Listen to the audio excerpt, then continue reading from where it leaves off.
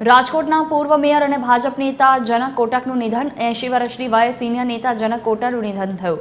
તાજેતરમાં મનપા ચૂંટણીમાં તેઓ ચર્ચામાં આવ્યા હતા। 80 વર્ષની વયે સિનિયર નેતા જનક કોટકનું નિધન।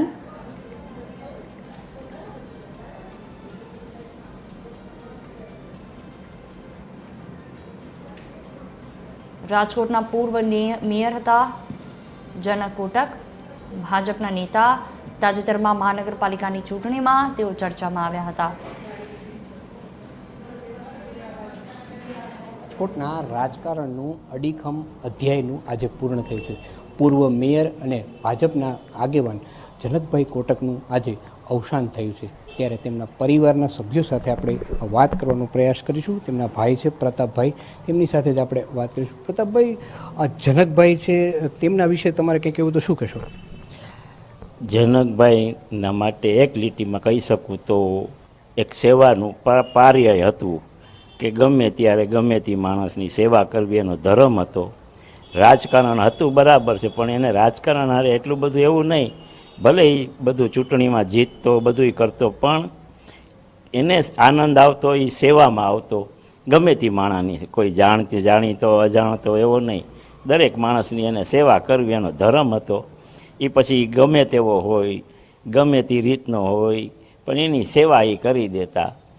જીવનમાં આવા ઘણા દાખલા છે, પણ તમને કહું કે એકવાર અમે બહાર જતા હતા આમ્રપાલી ટોકીસ કોર, અને એક ભાઈ ગાડીમાં પડીને 2 પગ કપાઈ ગયા। તાત્કાલિક એને હોસ્પિટલે લઈ આવ્યા, બ્લડ દીધું, બધુંય કર્યું, પણ હવે એનું જીવન હતું નહીં।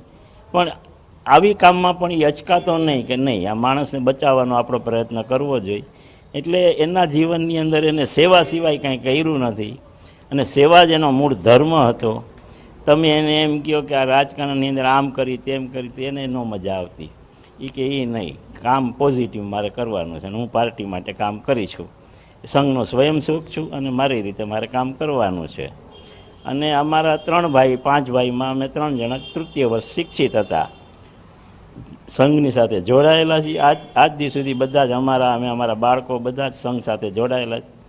પણ એક એવું કહેવાય કે બાપના નામે દીકરો ઓળખાય, એની જગ્યાએ જનકભાઈના નામે અમે ઓળખાતા। તો આ હતા તેમના ભાઈ, જેમણે વાત કરી કે જનકભાઈ નથી ગયા, પણ અમારા પરિવારની માથે જો આશરો હતો તે છીનવાઈ ગયો છે, અને આગામી દિવસોમાં તેમની ખોટ અમને કાયમ માટે રહેશે, અને ભાજપના રાજકારણમાં પણ આવડા મોટા નેતાની ખોટ કાયમ વર્તાતી રહેશે।